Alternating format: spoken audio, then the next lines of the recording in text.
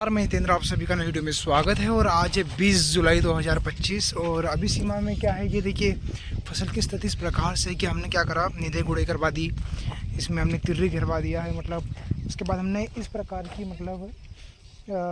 पास घेर दिया है और अब इस तरीके से पास घेर रहे हैं, मतलब हॉरिजॉन्टल और वर्टिकल दोनों चल रहा है। इससे होगा क्या कि अभी बहुत ज़्यादा तेज़ धूप है,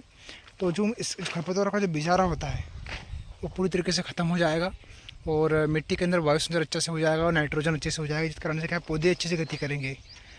और अभी क्या है, बहुत ज़्यादा तेज़ धूप है बहुत दिनों से, जिस कारण से क्या है नमी भी अब मिट्टी में बहुत कम बची है, तो कपास की फसल में थोड़ा ग्रोथ कम हो चुकी है ना। तो ये स्थिति अभी बन रही है। अभी के समय को क्या नहीं करना चाहिए, तो ये है कि अभी के समय आपको अपनी फसल में स्प्रे नहीं करना है, क्योंकि मिट्टी में भी ज़्यादा नमी नहीं है और इस कारण से क्या हुआ कि पौधे ग्रोथ नहीं करेंगे।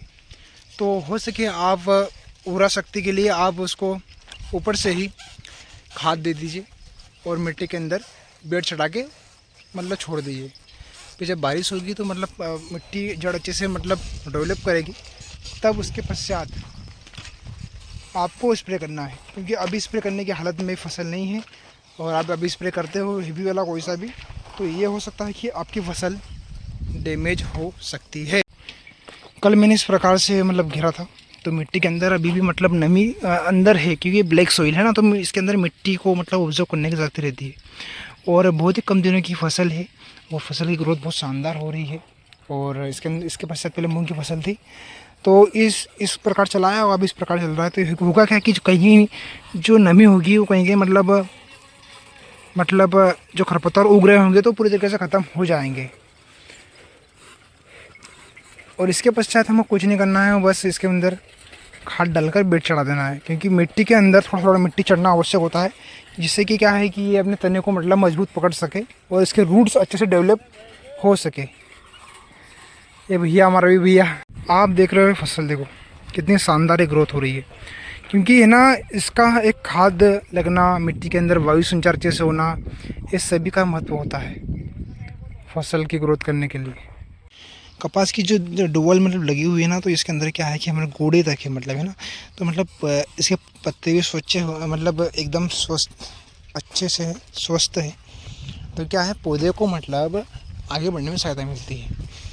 जितने ज़्यादा पत्ते स्वस्थ रहेंगे उसमें क्या है क्लोरोफिल की सहायता अच्छे से क्लोरोफिल अभी धूप तेज हो रही है ना, तो ये अपना फोटोसिंथेसिस की प्रोसेस बहुत अच्छे से बनाता आती है। हमारी भारत की जलवायु बहुत अलग है और बाहरी कंट्री की जलवायु अलग है, तो इसमें क्या है कि बारिश इस कुछ सीमाओं तक रहती है, जिस कारण से कपास की फसल में ना लंबा ग्रोथ लेती है और हाइट लेती है और फैलाव भी अच्छा होता है, जिस कारण से थोड़ा इनके बीच में दूरी होना बहुत आवश्यक होता है, तो ये पौधे बहुत अच्छे से चल पाएंगे, है ना।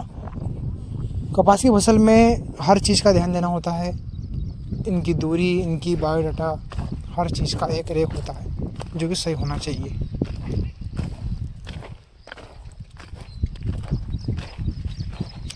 और पौधे अभी स्वस्थ हैं, कोई बीमारी नहीं है, इसमें ना कोई थिप्स नहीं आया, अभी मच्छर नहीं है, ना कोई इल्ले प्रकार की कोई चीज़ें हैं,